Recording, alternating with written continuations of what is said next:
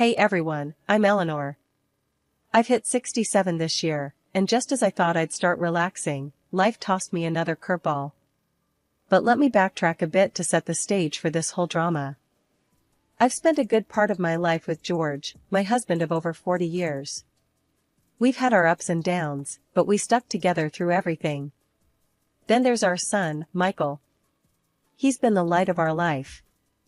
Ever since he was a little boy, scribbling on the walls with crayons, we knew he had something special.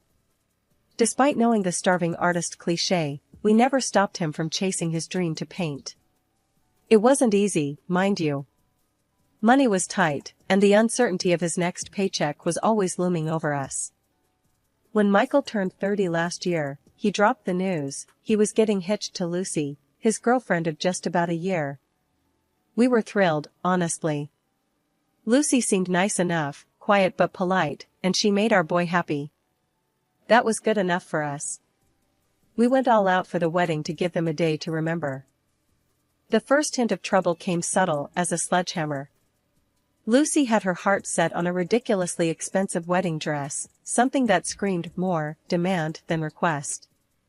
"Eleanor, I just found the perfect dress," she'd said, flashing her phone with a picture of a designer gown that cost more than what we spent on our first car. "Lucy, honey, that's a bit steep, isn't it?" I tried to keep my voice light, but my stomach was doing somersaults. "It's my special day, Eleanor. I want to look stunning. You understand, right?" Her tone wasn't mean, but there was a sharpness there that you couldn't ignore. So, I caved. "All right, we'll figure something out." And we did. It set us back a pretty penny, but the look on Michael's face when he saw her in that gown, I told myself it was worth it. After the wedding, we helped them get settled into a cozy apartment downtown. Rents aren't cheap, but we didn't want them starting their married life in some dingy hole in the wall. I remember that morning clearly. The sun was shining, but not too hot, a perfect spring day. George and I were in the middle of enjoying our second cup of coffee when Michael called. He sounded more excited than usual, and I knew immediately something big was up. "Mom, Lucy and I have some news," Michael blurted out before I even had a chance to say a proper hello. "What's the good word, son?" I asked, my heart starting to race a bit. George put down his newspaper, giving me a look that said he was thinking the same thing I was. "We're going to have a baby," Michael announced. You could hear the smile in his voice. It was one of those moments that just fills a room with joy, even through a phone line. "Oh, Michael. That's wonderful news," I exclaimed. George was grinning from ear to ear, nodding in agreement as if Michael could see him. "Thanks, Mom. We wanted you to know first. We're telling Lucy's parents tonight." I turned to George, mouthing, "We're going to be grandparents." And he just chuckled, shaking his head in happy disbelief. That afternoon, I decided to visit Michael and Lucy to congratulate them in person and maybe talk about how we could help out. When I got there, Lucy was sitting on the couch, looking a bit pale but happy. "Congratulations, dear," I said, giving her a gentle hug. "You okay? You look a bit tired." "Thanks, Eleanor. Yeah, just a bit of morning sickness, nothing major," Lucy replied, managing a small smile. "That's normal, honey. Anything you need, just let me know," I offered, feeling that rush of excitement about being a grandma. "Actually, since you mentioned it," Lucy started, hesitating a bit. "I was wondering if you could help out around here sometimes? With the baby coming, things are going to get a bit hectic." "Of course, dear. You know I'm here for whatever you need. Cleaning, cooking, you name it," I said, eager to be involved. Lucy's response was a bit more direct than I anticipated. "Great, because I can hardly keep up as it is." And with the baby, her voice trailed off, leaving the sentence hanging with an unspoken expectation. I reassured her. "Say no more, I'll come by a few times a week and help out." "How does that sound?" "That sounds necessary," Lucy replied, not exactly overflowing with gratitude but clearly relieved. On my way home, I couldn't shake a twinge of concern. Lucy's words, "That sounds necessary," echoed in my head. It wasn't the warm thank you I'd expected. But I brushed it off, telling myself I was just being overly sensitive. After all, she was pregnant and probably overwhelmed. True to my word, I started helping out at Michael and Lucy's place the very next week. I'd sweep in with my bag of cleaning supplies and a casserole or two in hand, ready to lighten their load. Michael was always so grateful. He'd give me a big hug and say, "Mom, you're a lifesaver." Lucy, on the other hand, wasn't so easy to please. After a few visits, she started picking at the details. "Eleanor, you missed a spot there on the counter, or this casserole is a bit bland, isn't it?" Her words stung a bit more each time. It was clear she was taking my efforts for granted, and her occasional thanks felt more obligatory than genuine. I kept my frustrations to myself, mostly. After all, I was there for my son and my future grandchild, not for praise. But it was hard not to feel a bit used when even your best efforts are met with criticism instead of appreciation. It was a Tuesday, a day like any other, when I headed over to Michael and Lucy's apartment to do some chores and drop off some homemade chicken soup. I thought it might help Lucy with the nausea she'd been having. I'd just finished up cleaning the kitchen and was setting the soup on the stove to warm when Lucy came shuffling in, looking worse for wear. "Oh, Lucy, you don't look so hot today. Why don't you sit down and I'll get you some of this soup? It'll make you feel better," I said, trying to be as cheerful as possible. Lucy grimaced, holding her stomach, and muttered, "I hope it's better than last time, Eleanor. That soup didn't sit well with me at all." I was taken aback, but kept my tone light. "I'm sorry to hear that, dear. I made sure to use all fresh ingredients this time, just in case." Lucy slumped into a chair, eyeing the pot as if it might bite. "Well, we'll see. Last time I was sick all night. Michael had to stay up with me. Now, I knew for a fact there was nothing wrong with the soup I made last time. But I bit my tongue, not wanting to start a fuss. "Let me get you a small bowl, and you can see how you feel," I offered, ladling out some soup. She took a tentative sip and then another. "It's okay, I guess," she conceded, though her tone was less than grateful. We sat in silence for a few minutes, the only sound being the gentle ticking of the clock on the wall. Suddenly, Lucy clutched her stomach and let out a groan. "Oh no, not again," she gasped, her face twisting in discomfort. I jumped up, my heart racing. "What's wrong? Do you need me to call Michael? Or a doctor?" "No. It's your damn soup. It's making me sick again," she shouted, pushing the bowl away so forcefully it nearly toppled off the table. I felt a flash of anger, but swallowed it down.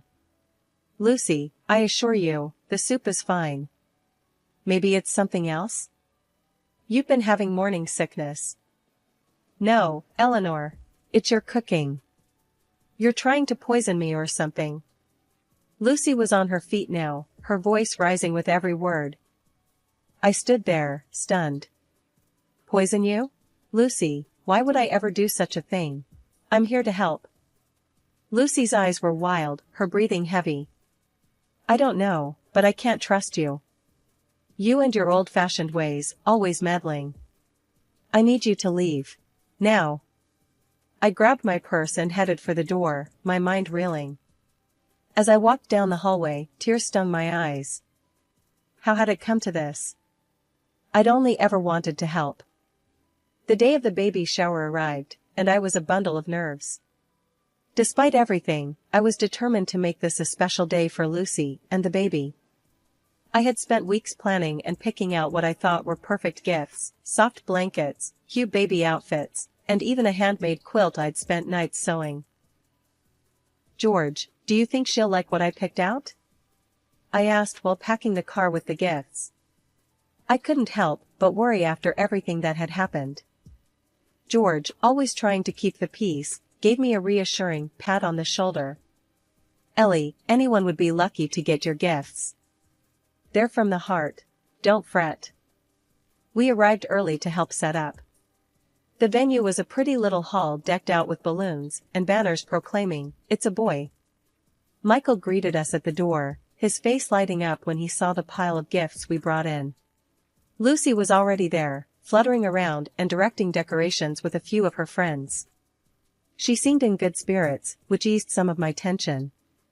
"Hi Lucy, need a hand with anything?" I offered, hoping to break the ice a little.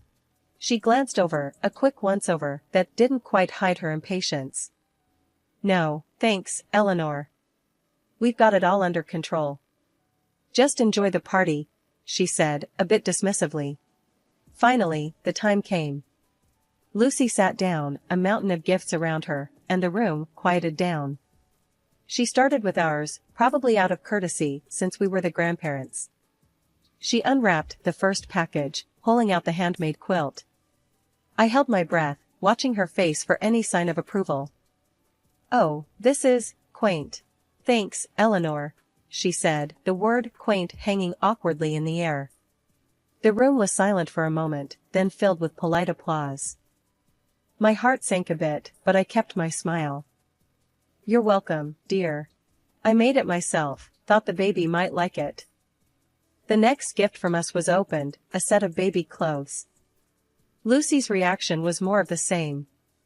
"Cute," she said flatly, barely glancing at them before setting them aside. By the time she got to the last one, the blankets, my hopes weren't high. "Oh, more homemade stuff. Right, thanks." Her words stung, and I felt my cheeks burn. Then, as if the disappointment wasn't enough, Lucy held up the blanket, making sure everyone could see, and announced loudly, "Eleanor clearly has no taste at all. Next time, just give me the money to buy something nice." The room fell silent, and I felt every eye on me.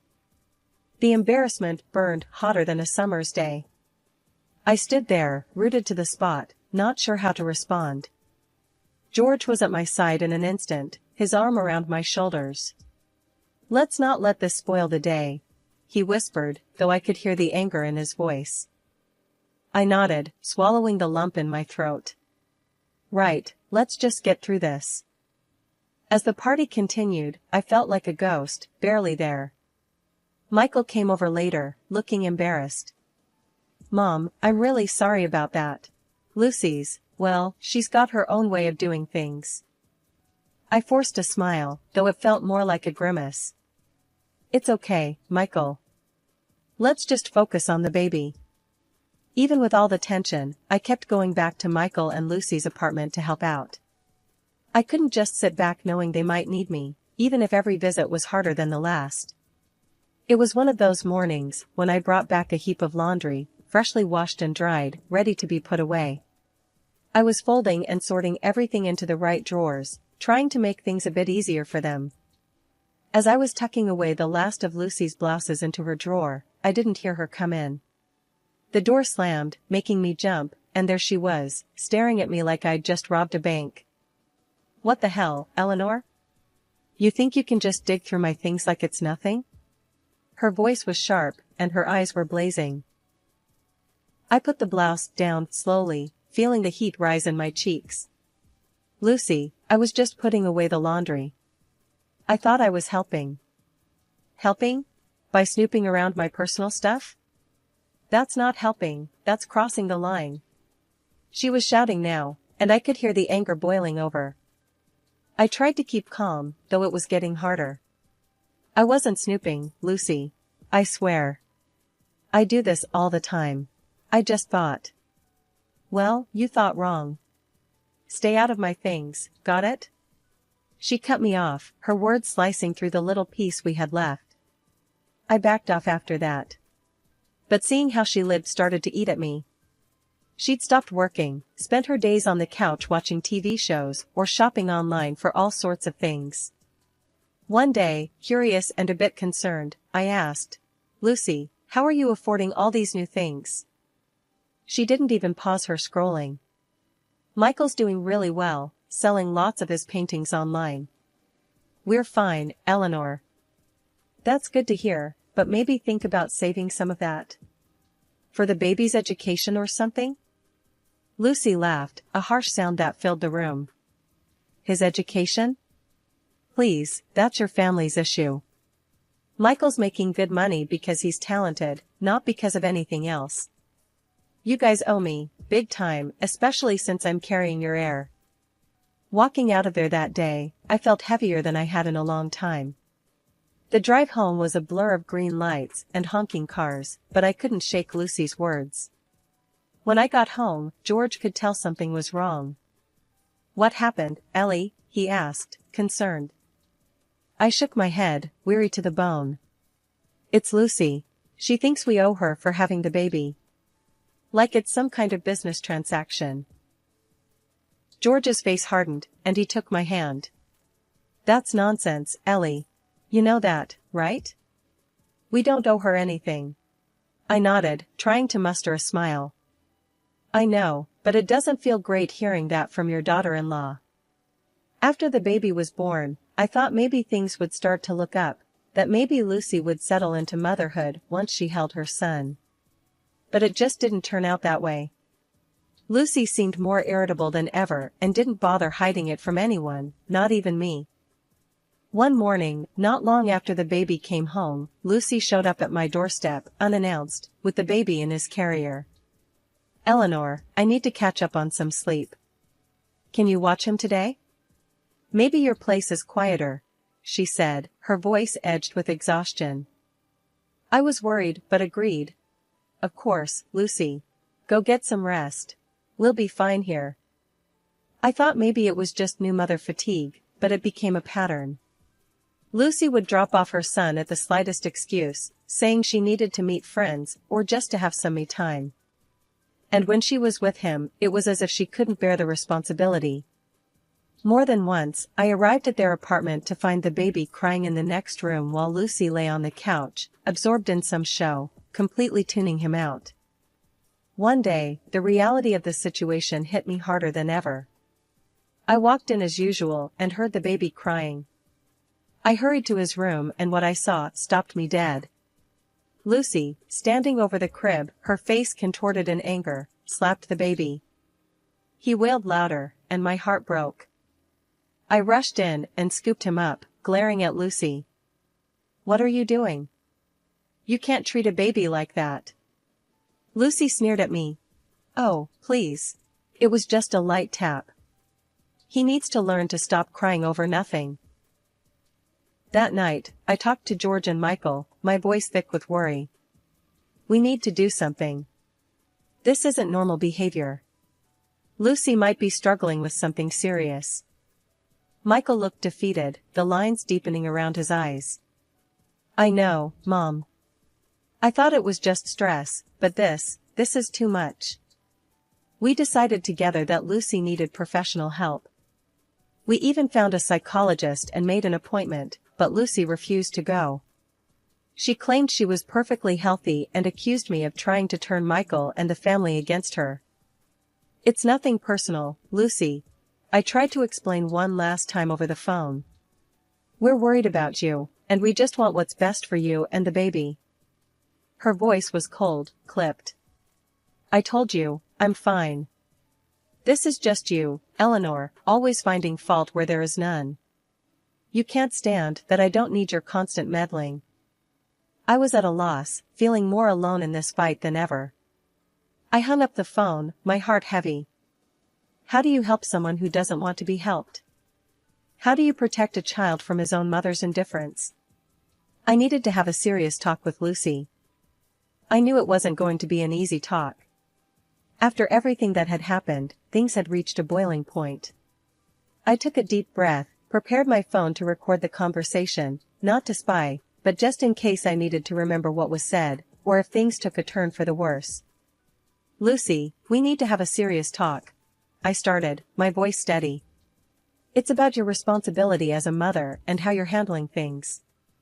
Lucy rolled her eyes, clearly not in the mood. Here we go again. What now, Eleanor? You going to lecture me on how to be a mom? It's not just about being a mom. It's about what's right for the baby. You can't keep threatening to cut us off from him every time something doesn't go your way. I said, trying to keep the frustration from my voice. That's when she snapped. Oh, so it's like that, huh? You think you can just come here and tell me how to live my life? How about I just don't let you see him at all? How would you like that? Her words were sharp, and she pulled out her phone, dialing Michael. With tears in her voice, she began. Michael, you need to hear this. Your mother just hit me and she tried to take your son away from me. My heart stopped. Lucy, that's not true. Why are you saying that? She ignored me, continuing her tearful tale to Michael. You need to do something, or me and the baby are leaving. You need to choose, Michael. It's me and your son or them. I was in shock, barely processing what was happening as I heard Michael's confused voice trying to calm things down, suggesting they talk later. Lucy hung up, a smug look on her face. See? You'll never see them again if you don't do what I say. Give me $100,000, or it's over. I was stunned into silence. This wasn't just a threat, it was outright blackmail.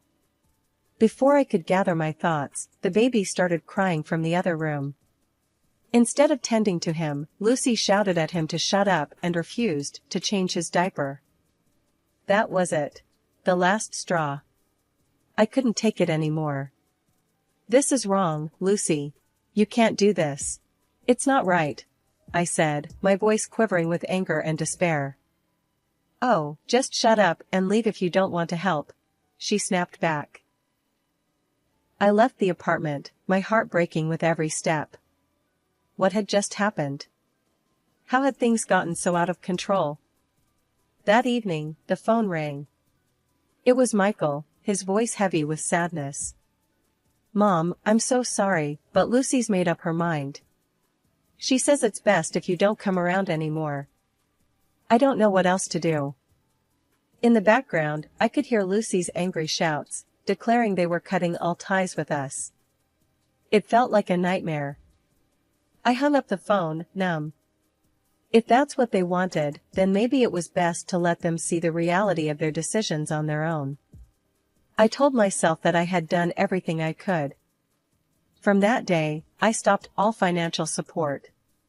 No more paying for their apartment, no more money for groceries or baby care. It was one of the hardest decisions I've ever had to make, but I needed them to face the consequences of their actions without us to fall back on. 2 months of silence had passed before Michael and Lucy unexpectedly showed up at my doorstep. The look on their faces was grim, and Lucy didn't waste any time. As soon as I opened the door, she demanded, "You need to start paying the apartment rent again. Michael's paintings aren't selling, and we're in trouble." Once we were all seated, with George beside me for support, I addressed them both firmly. We're not going to continue paying for your apartment. You both decided to cut ties, remember? Lucy looked shocked, perhaps not expecting this stance. Michael's eyes were downcast, he seemed embarrassed.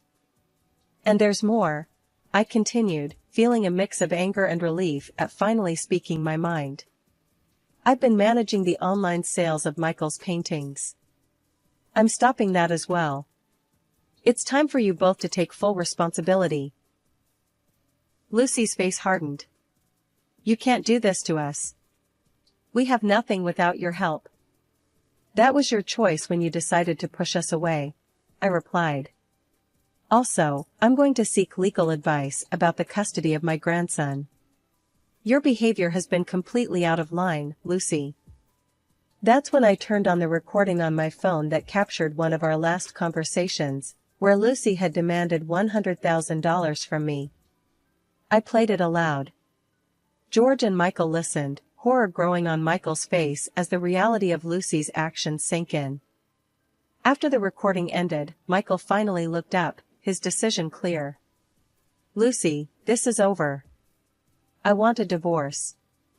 I can't do this anymore. I don't want to live under the same roof with someone who treats my family like this. She stormed out, cursing as she went, standing in the rain in the parking lot, yelling back at us.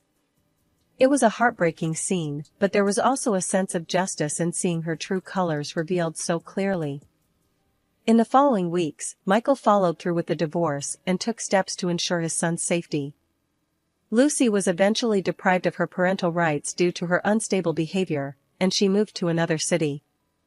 Once the dust had settled, I invited Michael and my grandson to move back in with us. Our home became a place of healing and new beginnings. Michael soon organized an exhibition at a private art gallery. To everyone's delight, it was a tremendous success. His art, reflecting deep emotions and a journey through personal turmoil, resonated with many. Now, our home is filled with laughter and the joyous noise of my grandson playing.